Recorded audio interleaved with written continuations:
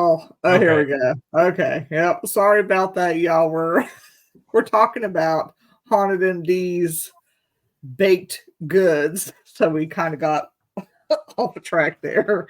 How's everybody doing tonight? Welcome to Vibe Time with Jerry with my co-host David Flowers and our special Haunted MD. Hey, everybody. That's what happens when you start talking about food. You get sidetracked. Yeah, my wife has her own baking business and does pretty good stuff. So we're talking about all the goodies. Yes, and they sound really good too. Mm-hmm. So let me make sure everything is doing okay here, because for some reason I don't know why it always clicks over to only me, but it does, and then it messes up everything. There, have it all fixed. So, have you been? I've been good. Been working, and work's been really busy lately. They moved us around from locations. I used to be in more of a satellite kind of hospital, part of the main system, but then they moved us into the main hospital the last couple of years, and it's so busy. When we got the satellite hospital, it was we had a little more control of our time. We could kind of come and go, and I was able to do, Hey, Tina. Yeah, I had some time where I could do additional stuff. Now it just seems like when I work. So I work 7 on, 7 off. So I just went off duty yesterday. So we start on a Tuesday, finish on Monday. So I just came off like a 7-day stretch.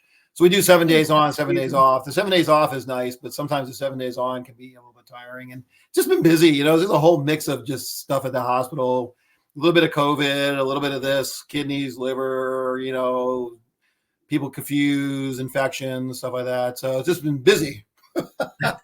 So it takes me a little while to kind of bounce back from it. But other than that, work, and we got an 11-year-old and a 13-year-old daughter. So they take some time up, and Christine's baking business and all that. Hey, John. Does she ship? Does she ship at all? Does she ship? I don't know. Not that much, no. Damn it.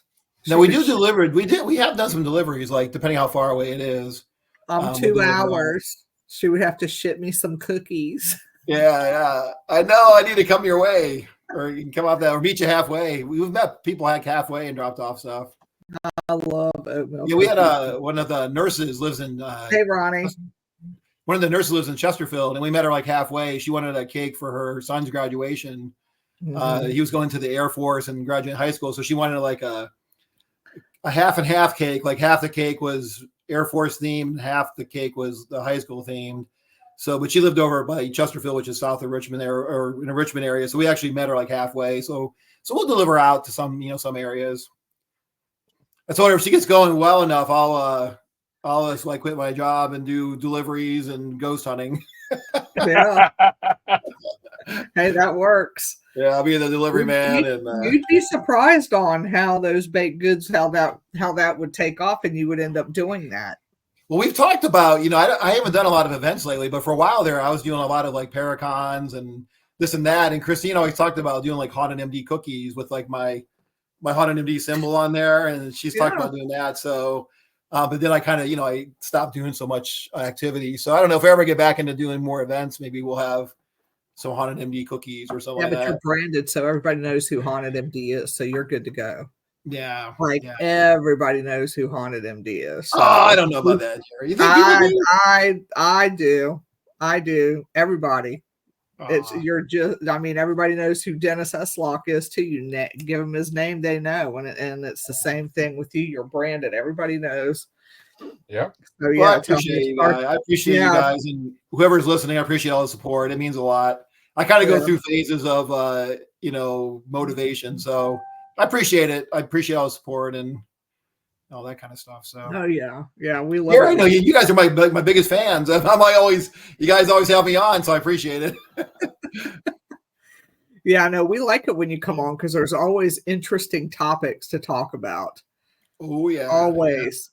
Always, and it's always nice when you have like-minded people that will sit down and talk to you about them and understand it too, and not look at you like you got a devil's head.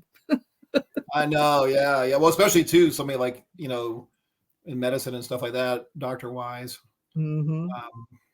Yeah. Hey Eddie, and that makes a big difference too, with to me is some of the stuff that you see on the medical end as far as the paranormal. Yeah. Well, I mean, to me, it's definitely, even though I'm a science-based guy, there's definitely seems to be something out there, So it's like, from all my experiences growing up and pretty much throughout my life, and then especially ghost hunting. I mean, it's hard to say that there's nothing there. I know scientifically sometimes it's hard to say, oh yeah, here's the scientific evidence, but my experiences when I go out and you know you you see things, hear things, you catch evidence. I did a recent investigation with Geri of Lunar Paranormal. We went to the Elkton Town Hall in Elkton, Virginia, and it was quiet somewhat, but then we started looking through evidence, like, holy cow, we got this and got that, and there's a shadow, and where'd that shadow come from? And so it's like that kind of stuff is like it's like there's unexplained things that shouldn't be that are there, and it's just like it's hard to just say, well, that's a bunch of malarkey. It's like, well, no, there wasn't any reason, or EVPs, there's voices we shouldn't hear. And Geri has a video she was setting up before I got there, and you could clearly hear footsteps going across. And one of the things from the town hall is the police that are down below hear footsteps all the time up above on the floor where we were on the main floor. And you could hear boom, boom, boom, boom, and you can hear footsteps. It's not like somebody was clearly walking. So that kind of stuff to me, it's like, it's amazing because there's not a reason that you should be hearing those, or seeing that stuff. Right. There's been a couple of times where I've seen full body apparitions a couple of times really fast. And, it's like, I seen that, I felt that, I can't prove it. I don't have a picture of it, but I can tell you as a common sense kind of guy that I saw somebody there that shouldn't be there, so right. anyways, even though I'm a doctor and a science guy, like I still have experiences to me that are pretty compelling, and it makes you realize that there's something out there, Mm-hmm. John Stevens said, John, question. You're going to answer? You're going to read it? John, hey, John. It says, question, when someone passes, what's the most common thing that happens, like the lights flicker, etc.? It's hard to say, with my job, I've been in a room and had either been there right when they passed away, or the nurses call us. Like when somebody passes away in a hospital, they got to have somebody pronounce them dead. So usually it's a physician. I guess in some situations it'd be a nurse, if like in a nursing home kind of thing. But a lot of times in the main hospital, when somebody dies, it's got to be like a resident physician, or some type of physician. So you have to go in there. So a lot of times I'm either there right when they pass or right after they pass. It's weird, John. Sometimes, in my experiences, I haven't seen when somebody dies in a hospital, I haven't seen like anything like dramatic happen, but there's like a sense, like there's been times where when I've been in there with family or on my own that the one thing that sticks out in my mind is when they die, it's like all of a sudden you could tell their energy's gone. And I know some of that is, the heart's not pumping and there's blood flowing, but there's a sense that the energy's just gone. You're just like a shell. I mean, 1 minute you could tell there's an energy in them, and the next minute it's gone. And it's, that's the one thing, if I had to talk about, seeing someone after somebody passes, this is like, it's just, you can just tell that something's gone, besides just the fact that their heart's not beating or whatever. So the other thing that I've sensed sometimes is you feel like an energy is kind of moving around the room. Like there was one time a couple of years ago, I remember somebody passed and we had a lot of family members in there. And I remember just kind of feeling this breeze go by me, or this energy. And I remember looking around just to see if anybody else is sensing it. And, few people seem like maybe they acknowledge something, but yeah, so the things I kind of notice in the hospital medically when somebody dies is it seems like there's energy that's gone, like they're deflated, almost like a deflated balloon. And then you kind of feel maybe like a presence or an energy. I haven't in the hospital seen that kind of stuff. Now I've had people, they talk about like people report having after death or near death or after death communications. Like people will see their loved ones, like right at the time they die, like, they may be like the wife may be in the kitchen at home and the husband dies in the hospital and she'll see his spirit there. So a lot of times people report seeing spirits, a lot of common after death communications or at death communications, people report electronics acting weird, lights flickering, those kind of things. I actually had a family that I got to be close with. This is a few years back, and they found out I was into ghost hunting, and they were really like that kind of stuff. And the patient was kind of nearing the end, but he was interested in all that. So we kind of all had this talk about, passing away and those kind of things. So he ended up passing away, and then the family kind of followed me on my Haunted MD, and they reached out to me and said, "Hey, the other day the lights started going crazy in the area where he used to spend his time. The TV was acting funny, and the lights were flickering, and then the lights were flickering in the garage because that's where he had his workshop." So it was interesting because I got that feedback that within that kind of the week of him passing, he sounds like he was giving signs to his family that he was that he's okay or whatever, or he's still with them. So yeah, so a lot of times you see like electrical phenomena, people report that kind of stuff. Me personally, though, in the hospital at the time of death, I haven't seen anything like super dramatic. Now, I had somebody post recently on my page that they were sitting at the bedside with their loved one and saw like a kind of like a starry kind of heat like when you see the heat on the road, like kind of seeing that go out of them and go up to heaven or whatever kind of thing, or up to the ceiling and out. But yeah, that's a good question, John. In the hospital, we don't see too much, right at the time of death. But like I said, the big things are you could tell the energy's gone, and then sometimes you just feel like this kind of presence kind of moving around the room. Sometimes feel a breeze. How often do on a patient that's getting ready to pass, do they see maybe a loved one or somebody coming to get them? So that happens very often. I don't have a good percentage for you, but that's an example of deathbed visions. So a lot of times people report, they'll see a spouse or a loved one, come for them. A lot of time, or religious figures. Some people see, Jesus or angels, that kind of thing. So a lot of times people report seeing pets come with their loved one. Like if the husband comes for the wife, if the wife's dying and the husband's already dead, the spirit will come with the dog and stuff like that. I don't know what the pet thing is. There are some reports of, deathbed visions that aren't so good, where people see like a dark, foreboding kind of figure, whether it's not a nice kind of thing, but most time it's something more peaceful.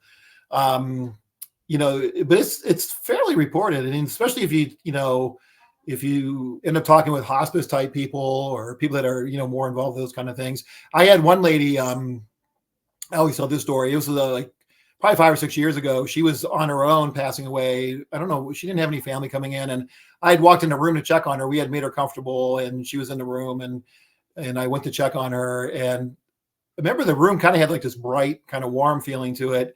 As I think about it now, at the time, it didn't really strike me, but when I think about what she was seeing, it makes me think maybe there was something to it. But anyways, I walk in the room and she's looking up towards the ceiling, and she's smiling like really big eyes. And it seemed like she was definitely seeing something, because I looked up at the ceiling. I'm like, and this is actually before I was really into like doing the Haunted MD stuff.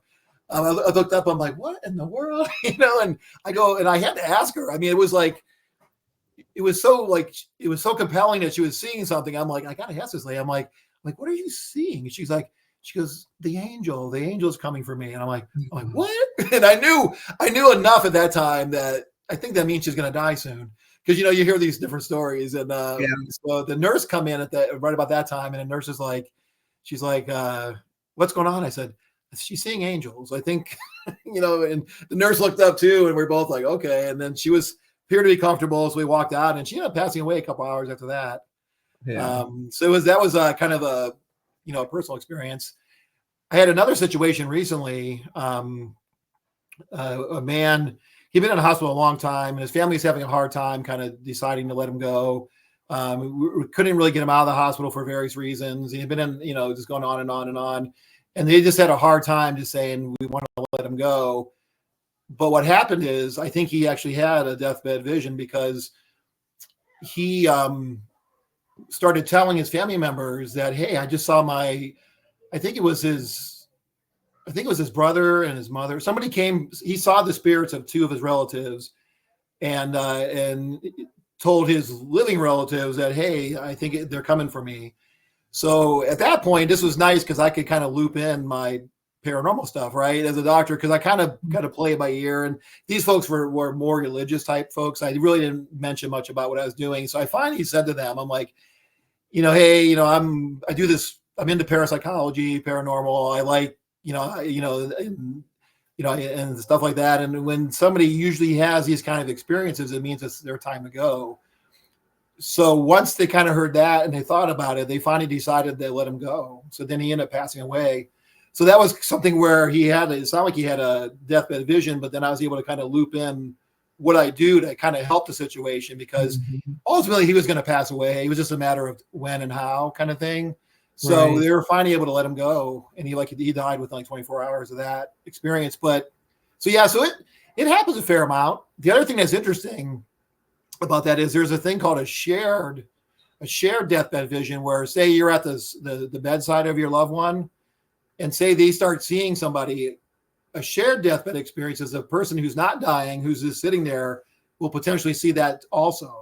So that's kind of an interesting. That happens a little less frequently, as far as percentage wise. But the people will actually, the living will actually, the people that aren't dying will actually see the same thing that the dying person's seeing. So that's kind of a cool experience. So, but yeah, it's fairly common, and there's a lot of different research on that. That's interesting. Yeah, that's really interesting. John Stevens said, have you known any nurses or other physicians report things in a nursing home? Just seeing if there's a comparison between a nursing home or a hospital. It's a good question, John.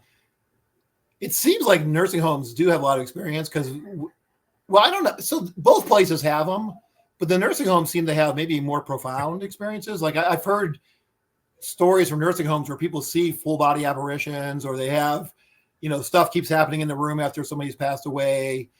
I think that stuff happens in the hospital, but maybe not as dramatic. But it seems like some of the more like detailed and interesting stories kind of come from nursing homes, where people pass away and then they've already had like certain rooms that where the alarm bells keep going off and and stuff like that. So I think it seems like nursing homes might have more than some of the hospital stuff. It just depends. It seems like in the nursing homes, like I said, they seem to have the better stories or the more complex stories, where in the hospital you may be, well, the call bell kept going off, or we thought we saw something, in a nursing home's like, we saw Mrs. So-and-so, she walked out of the room, and, and that kind of thing. So, or that kind of thing. But yeah, nursing homes do have a lot. Hospitals have a fair amount too. Yeah. I think in the nursing homes, I think the nurses have more of the experiences because the doctors aren't there as much. I think in the hospitals, you hear more from the nurses with their experiences. I think doctors do have experiences, but maybe not. They're less likely to talk about it. Now, I have had a lot of physicians talk to me because they know what I do. So, but I think physicians might have more experiences than they report. I think when it comes to actually reporting and talking about the stories, I think nurses and nursing assistants, I think they're more likely to share their stories. If that answers the question. Oh yeah. Because we get people that are guests on the tour, and some of them are nurses, and they'll share some of their experiences with us. When they come on our tour, we've had a few of them share some of their hospital experiences. Yeah. But it does seem like a lot of folks that work in nursing homes seem to have more experiences. Although I haven't definitely done any studies or tried to quantify that in actual numbers, but I hear a lot of stories from nursing homes. Yeah, I was going to say, well, could it be because the person, they might experience more because, of course, that person is more permanently there too. It could be, yeah. I mean, they live there longer and they get to know their patient. I mean, I could be wrong about that, but they're there for a long period of time and they get to know that patient. Yeah. Or because they're with them just like family 24 hours a day taking care of them. Sometimes more than the family. Yeah, sometimes more than a family. Yeah, you're right. So, yeah. But the hospital, we definitely have our share. I know the other day I had a nurse tell me a couple of stories. she was one of the stories. They were working in she was working in the ICU, and a patient had died, and the nursing assistant went in there and came out like, I guess, white as a ghost. And she's like, what's wrong? She goes, I just seen Mr. So-and-so spirit walk into the wall and disappear.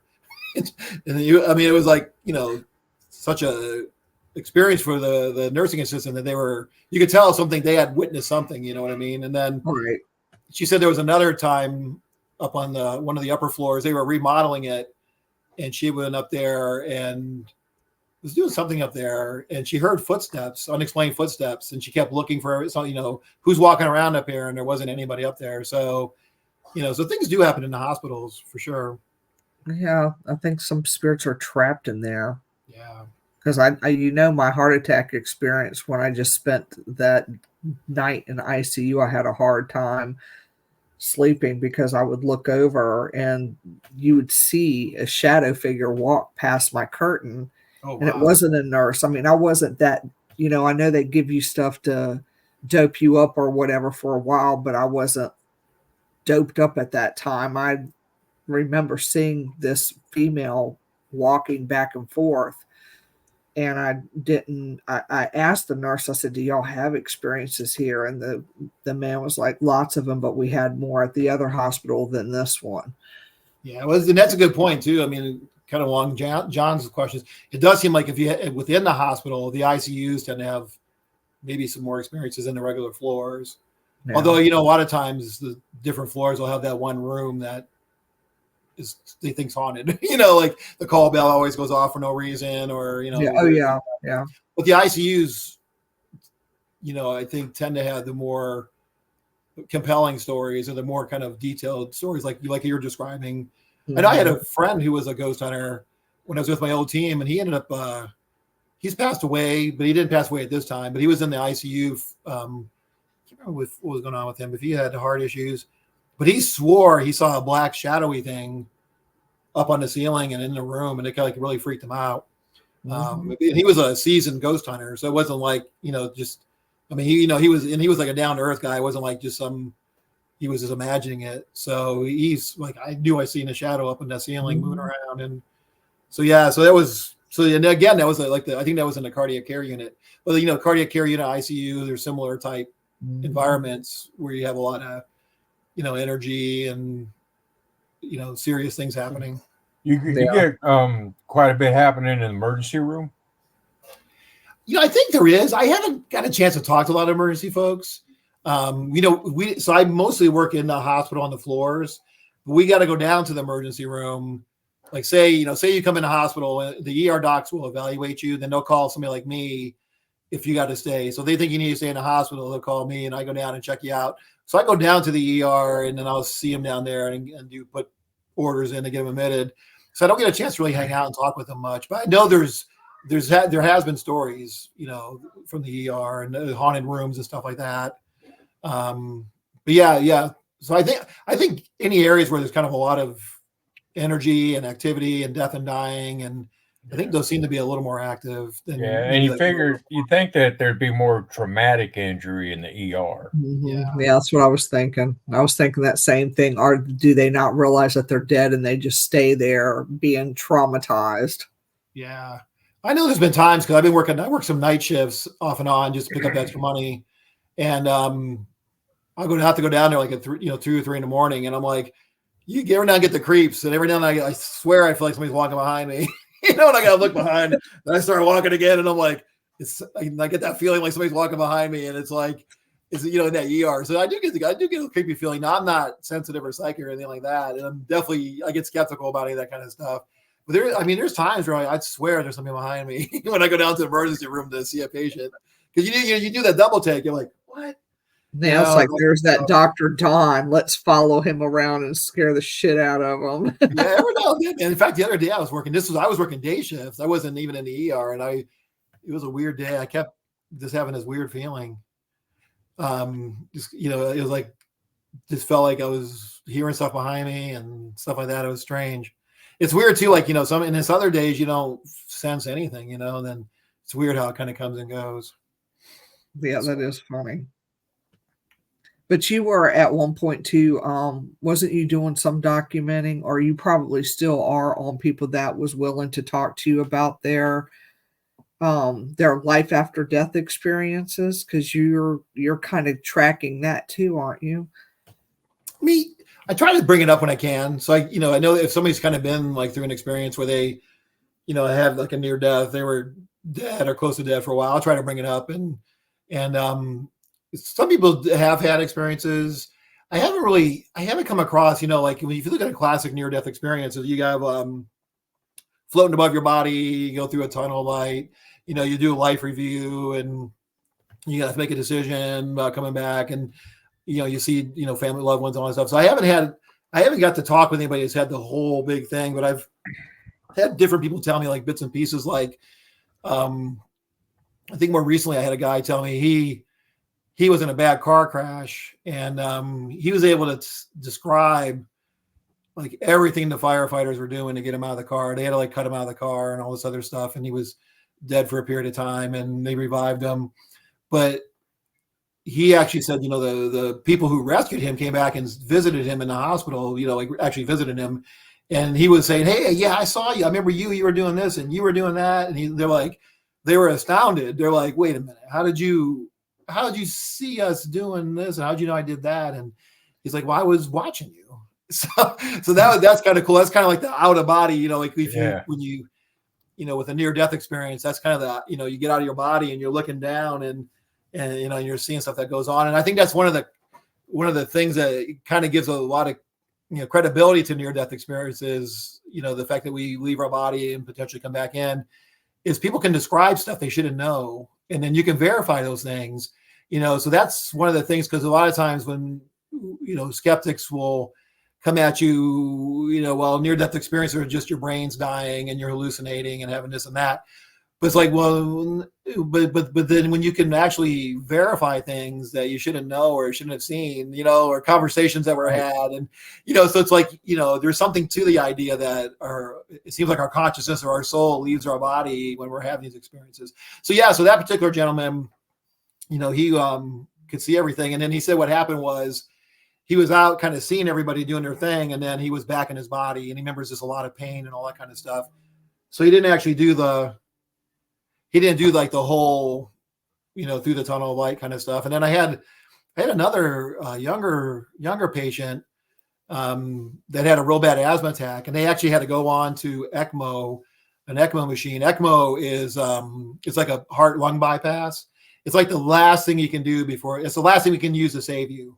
If it's a little, if you can't make it on the ECMO, or you're going to just pass away. So it's the closest you can get to dying without actually dying, because they basically are breathing for you and circulating your blood for you and all that kind of junk. Oh, so she actually had an asthma attack and survived it.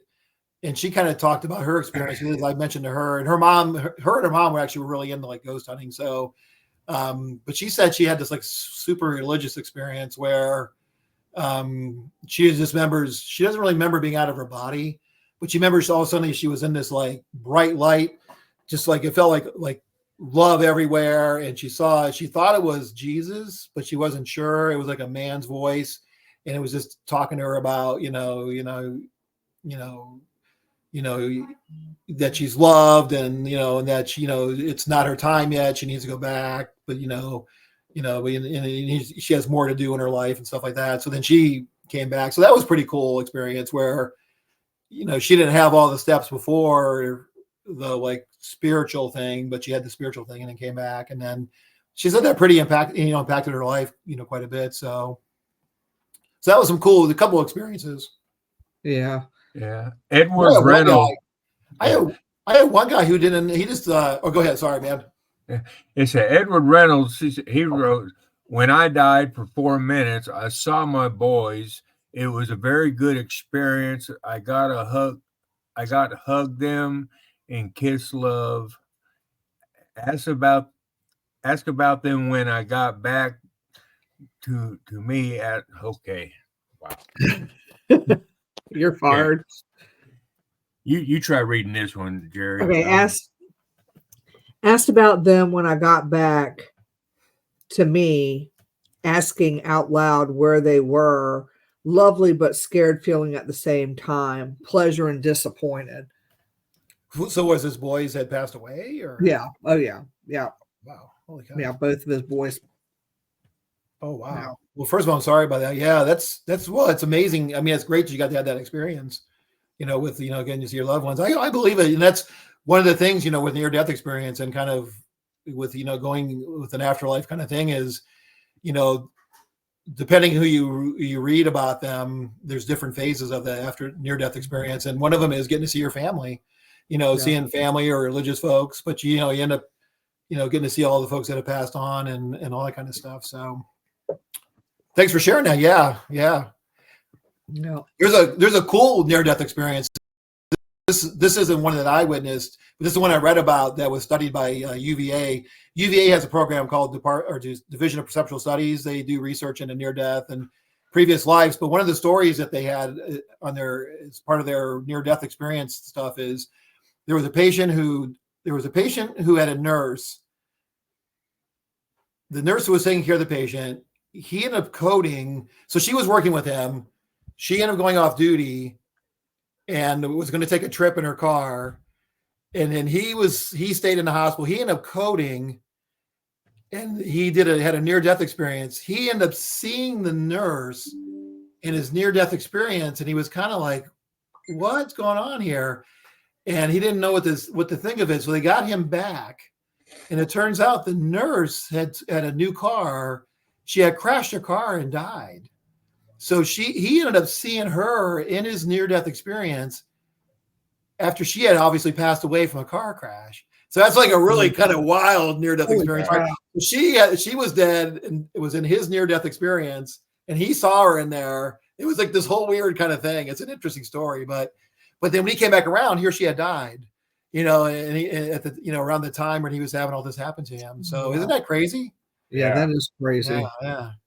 I was just thinking, you mentioned earlier how some of the people on their near-death experiences, they witness dark things. Yeah. I wonder how many of those who witnessed the dark things kind of changed their life when they came back. Yeah. So with with a near-death experience, that's when you die and come back. I think that's really impacted their lives to kind of to live differently. Most near-death experiences, people talk about it like a really pleasant experience, but the ones that have had dark ones, I think it does make them reassess their life and want to do things differently. So yeah. So, and then as far as like the dark deathbed experience, I think those people are actually passing away. So, and that kind of thing. So I don't know what happens with that situation, but then when people have a negative near-death experience, I think it does impact their lives. The percentage of dark, I don't have the exact percentages, but I think it's like, 5-10% of people have a negative near-death experience. Just kind of off the top of my head, I'd have to double check the numbers on that. But people do have, because the other day I was talking with my wife, and we were talking about, is there heaven? Is there hell? I said, I don't know. I said, it seems like there's probably a good place and a bad place, because when you look at near-death experiences, some people do have this really painful, dark near-death experience. It makes you think there is a hell or a potentially negative place you could potentially go as a soul or whatever. So yeah, because when I think of it, how people dying, I think like the movie Ghost. When the guys that were the bad guys in the movie, when they died, the dark shadows came and drug them down. That's why it seems like, yeah. I think that movie was actually it was pretty good, fairly accurate. Well, that's what people some people describe when they have a dark negative experience. It's like you're being pulled down and it's painful and stuff's tearing at you and things like that. So it is kind of like when those in the movie Ghost, when they come out of the ground and pull you down in. So yeah. And then I seen like a couple of my neighbors that were getting ready to pass away, and you see dark shadow figures moving in front of their house. So I know they're going to pass. I mean, we already know they're going to pass. It's a matter of when, but it's just the mere fact that you see those moving shadow figures and you're like, okay, are those relatives? What are they there for? Because they were decent people. I've seen that quite a few times. That's interesting. Yeah. Yeah, it's very interesting. And I almost wish, because at that point, when stuff like that would happen, you don't think to put your body camera on to say, hey, maybe I can get this. You're not thinking about right? that, because you're thinking about, you're looking at all the neighbors coming to visit and all their friends and loved ones coming to visit. So you're not thinking, oh, let me pull out a camera and let me see if I can face it towards that to see if I can catch that dark shadow figure, because all I kept seeing was shadow figures back and forth, back and forth, back and forth. And I'm going, what are they doing there? Are they surrounding him? Are they, why are why you don't know why they're there. It's yeah, that's interesting. Yeah, that would be cool to catch it on camera. But yeah. Hey, Sarah. Yeah, Ronnie Anderson says, what about the white light? The white light, as far as near-death experiences, kind of thing. I guess, yeah. So people report that, exactly why it happens is not 100% sure, but people, they talk about, going down a tunnel and you see that light, and then eventually you get to, it gets bigger and bigger, and you get out into like a all-encompassing kind of, warm light kind of thing.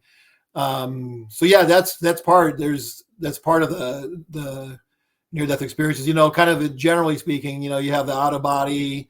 Then you kind of rise above, and you go through a tunnel of light, and you end up in just a brilliant light. A lot of people report too, once they kind of get into this brilliant light, that all of a sudden they can see everything so much better. Like some people will end up, in like an area where there's trees and grass and flowers, and everything is so much brighter than what we see, as humans. Also, there's a loss of time. Like, you lose track of time. Like, time's no longer important. Just, it feels like you're just surrounded by love and bright light, and everything's more dramatic as far as what you can see visually. The interesting thing too with near-death experiences, people that are blind when they're living can see in their near-death experiences. So it's kind of cool. And then, so, you have that kind of thing. And then a lot of times, and you have a life review where some fashion or another, you review all the good things and bad things in your life and think about that. And then usually after that, you get to a point where, you got to make a decision. Either, you're either told to go back to your body, or you make a decision to go back, and sometimes people report in that sequence, they'll report having, getting some knowledge about, the universe or the afterlife. And then usually people come back. And then when you come back, a lot of times it changes people's lives.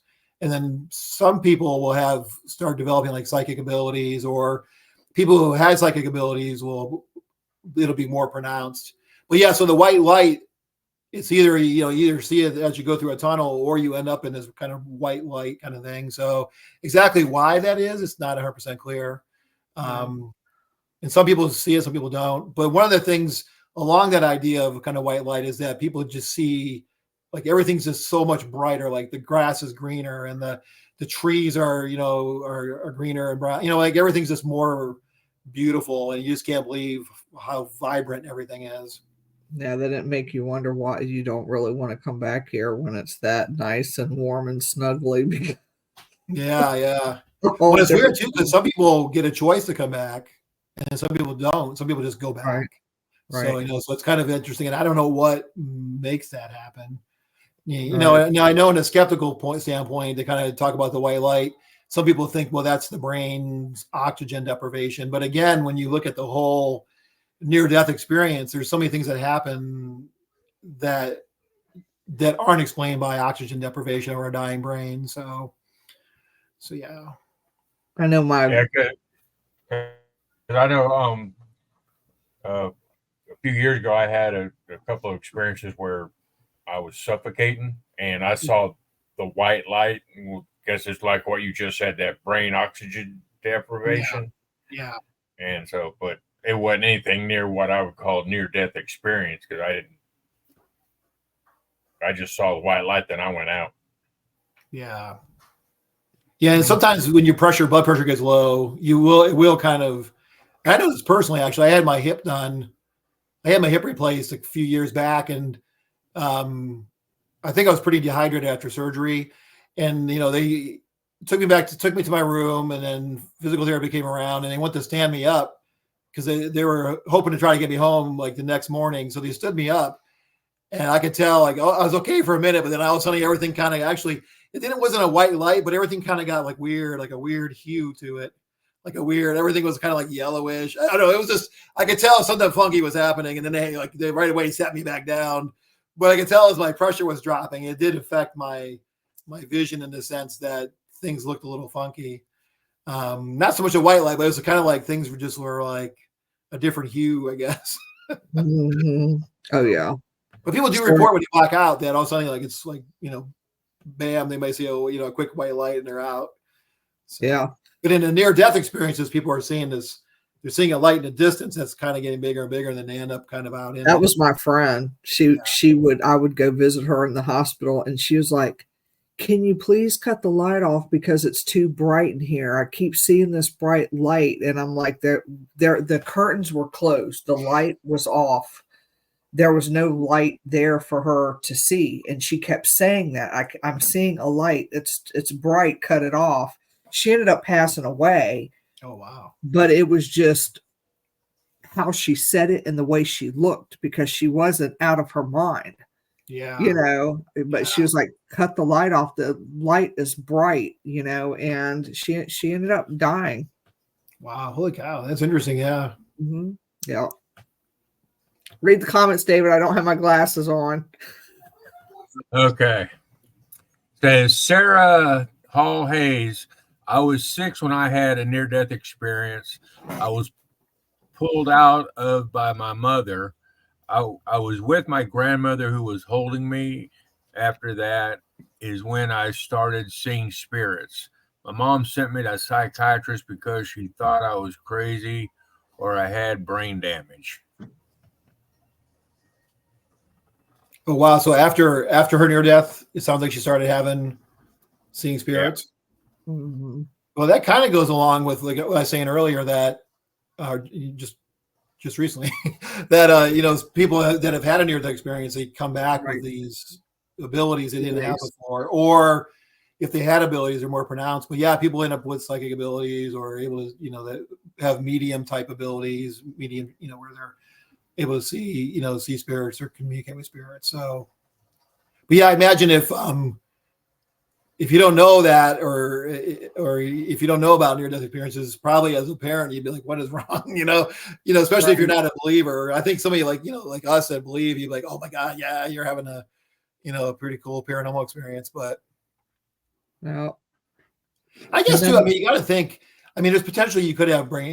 We talk about a knocks of brain injury. If you're down more than 6-7 minutes, you're going to potentially you can have some brain damage. And I guess depending where you had that brain damage and you came back, I mean, it could make you have hallucinations, I guess, potentially. So you got to always, to jump back into the non-paranormal. I mean, you always got to exclude the possibility. Are you having hallucinations? Or are you having some kind of weird seizure from brain injury, from a lack of oxygen? So it just depends. But the flip side of that coin is that, like I said, with near-death experiences, people do get psychic abilities or develop psychic abilities.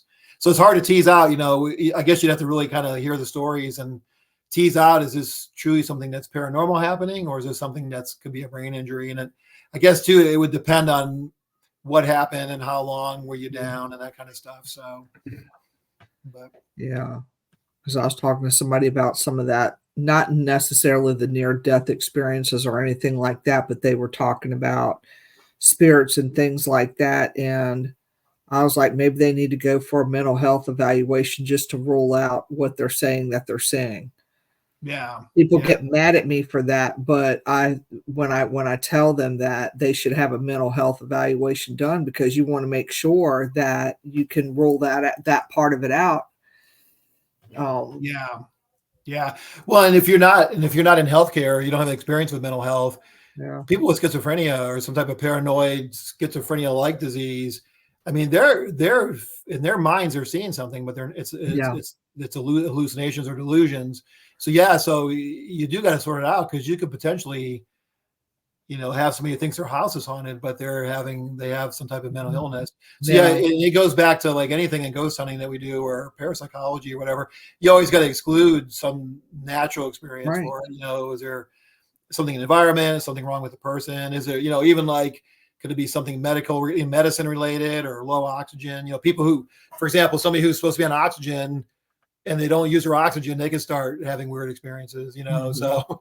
So you always got to exclude those things. But yeah, somebody who has schizophrenia, it's pretty wild, because I remember as a resident and medical student, this one guy I was taking care of, we had, as a student, you rotate through all the different disciplines. So I had to do psychiatry for like, I think it was like 6 weeks or something like that. But this one guy, he was convinced he was calling the president every day. This is like back in the 80s. He's like, yeah, I talked to the president. He told me this and that. I told him that and this. And like, if you didn't know better, you would swear this guy's talking to the president, because it was plain as day. I mean, just like we're talking, right? Yeah, I talked to the president. I told him, he's got me doing this and that. And so you definitely got to. He probably would have passed the polygraph test. Yeah. And there's actually some interesting things. I don't know the detail, but people that have schizophrenia, the question is, there's some thoughts that maybe they're more prone to paranormal experiences.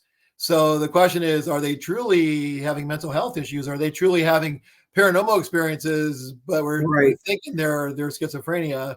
Because there's some idea that people with schizophrenia or those kind of things may attract spirits. Now, I don't know. There's any scientific data for that, but I've heard different theories that can kind of go both ways, and you got to sort out: are they really having hallucinations? Or but if it's somebody who actually has schizophrenia, I don't know of any way that you would actually be able to prove it one way or the other. Yeah, unless they're medicated, right? It's hard to tease it out. It'd be hard to tease out unless somebody actually, if they were seeing a ghost and somebody actually saw it with them, or you had some other evidence that you could put with it. But yeah, it'd be hard to, unless there was some way to confirm, like if had other historical information or something that they didn't know that fits for the spirit they're seeing or whatever. Mm-hmm. But yeah, it'd be tricky. Yeah, that would be. The other day, a lady told me she didn't have schizophrenia, but she was on our floor in one of the rooms, and she's like, yeah, so in the rooms they have like the mirror up in the ceiling, so you can see when you come in to make sure, it helps us see around the corner. And she goes, I kept seeing something in that mirror. And the mirror was showing behind her by the wall. She's like, I swear I kept seeing somebody. So I actually asked her, I said, I started talking to her like, well, maybe you were seeing somebody. What did they look like? And she was kind of skeptical. She thought maybe it was just the medications, but it happened to be in one of the rooms where sometimes we have weird activity happen. So I kind of wonder, maybe she was truly seeing something there, but I don't know. We didn't get too far into it, but I didn't want to scare her. But what she was describing, I'm like, it almost sounds like you were seeing somebody for real. But it was interesting.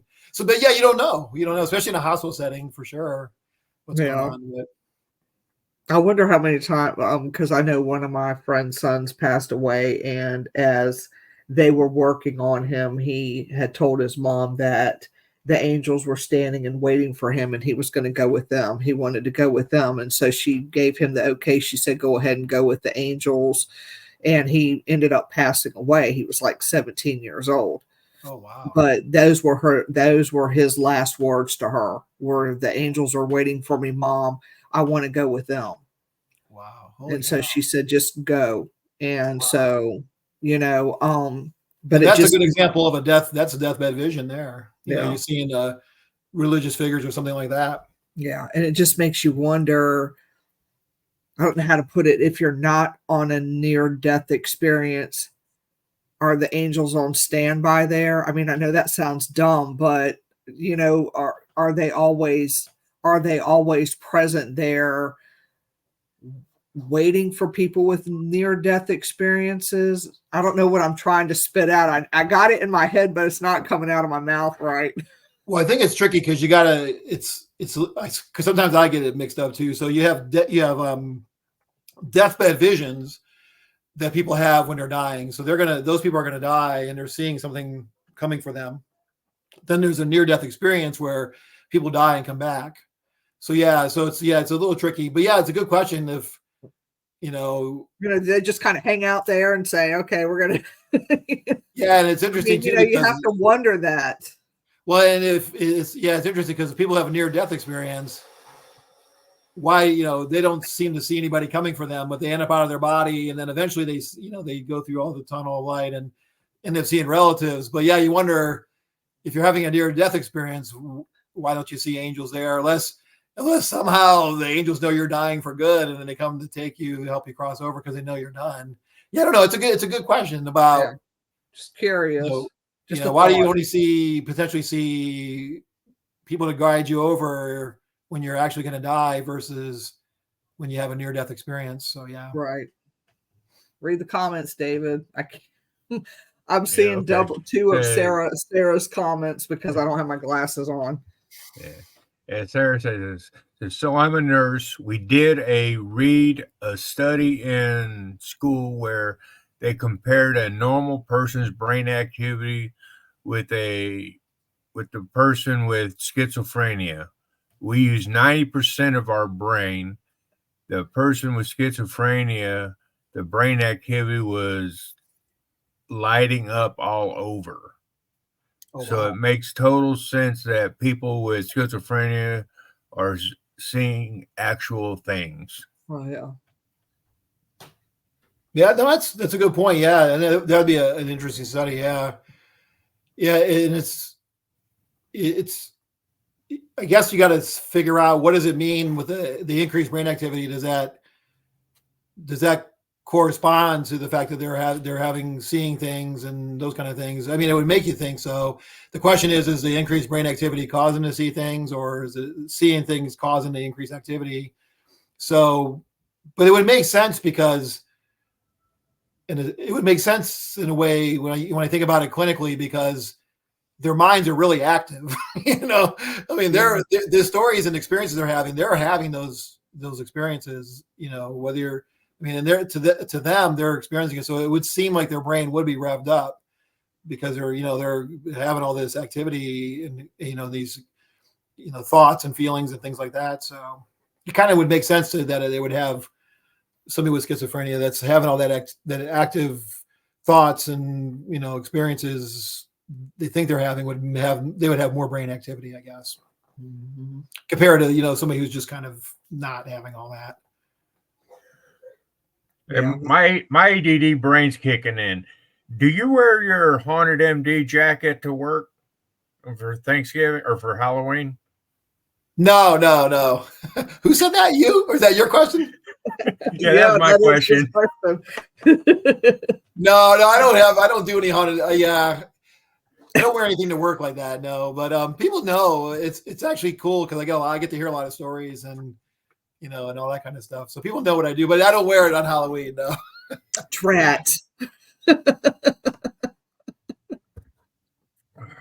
Yeah, it just popped in my head. Said, "Hey, I wonder if he wears that for Halloween." It was Halloween. It was a special occasion. You should have worn it. I know, right? Right. Well, I got to actually be careful with work because I don't usually talk about where I actually work just because. Right. Yeah. No, I got in trouble. Somebody turned me in. Did I tell you that whole story? No. I'll tell you real quick. So I was on haunted hospitals. I submitted some stories for haunted hospitals. You guys know haunted hospitals on Travel Channel? Yes. You see, they do reenactments based on medical health professional stories. So I was like in season 2, somewhere along season 2, episodes 13 or something like that. So I submitted some stories and I went and recorded, they videotaped me telling the story and then they reenacted it. And I never mentioned any place where I didn't mention where I work, but I had like just a whole montage of stories that they kind of put together and made a unified presentation of it. So somebody saw that knew me or knew about me, and they actually turned me into the place where I work.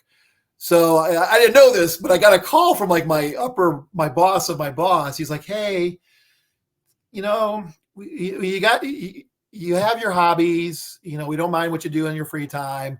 Just make sure you don't mention us in association with what you do.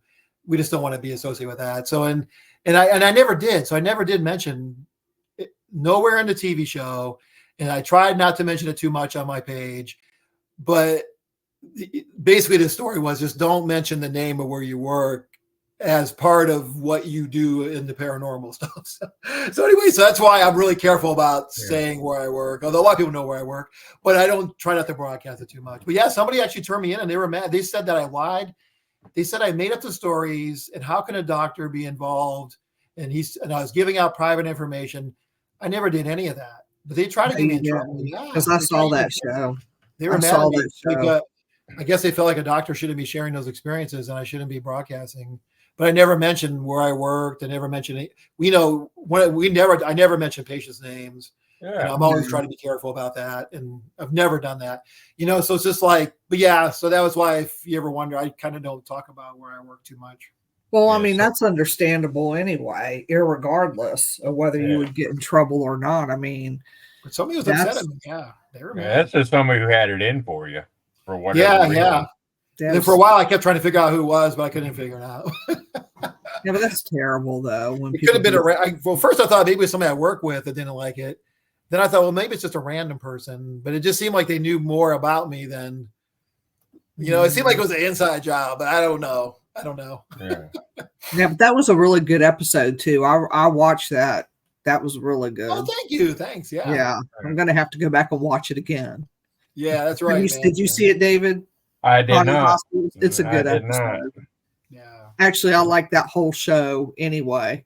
Yeah, it's a pretty good show. There's a lot of good stories, man. It's very interesting. Yeah. Well, it's almost that time. I can't believe how fast this hour went by. I know. It always goes so fast. Every time you come on, it just flies by. Yeah. It really does. It's hard to believe that time just flies by. We got to get you back on again. We'll just have to. Yeah, I'm always glad to come on. Yeah. Well, we never get tired of Haunted MD. No, never. Yeah. Never get tired of you guys. And thanks I love all the support, you guys. Well, actually, Geri, you kind of keep me going sometimes. Yeah. She's always like, when are you coming back? Because I took a little, I don't know if people know, I took a little hiatus and Geri's like, we need you back. I'm like, I don't know. But I noticed that you are not on Instagram. Well, I haven't gone back on Instagram, but I thought about it. Why don't you just hook your Facebook into your Instagram and then we can, because I was going to tag you. I was trying to tag you on Instagram and I was like, he's not on Instagram.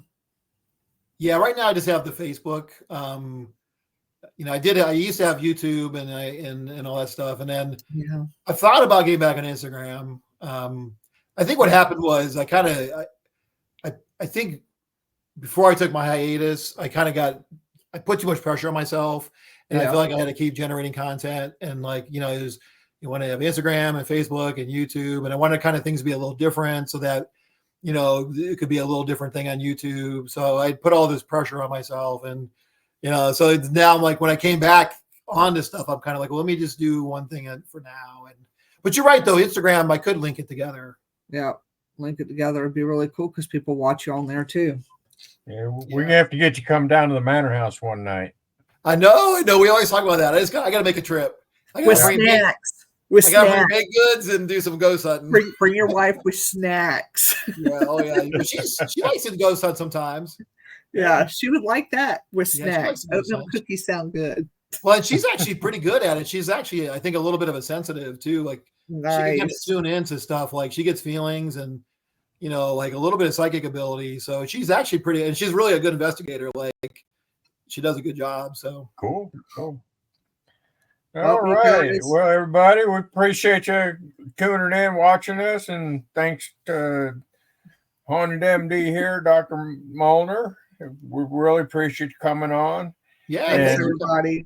Next week is the Paranormal Roundtable. Minus me. Minus Flowers. Yeah. All right. Well, tune in next week. Thank you, everybody. See you guys. Thanks for tuning in.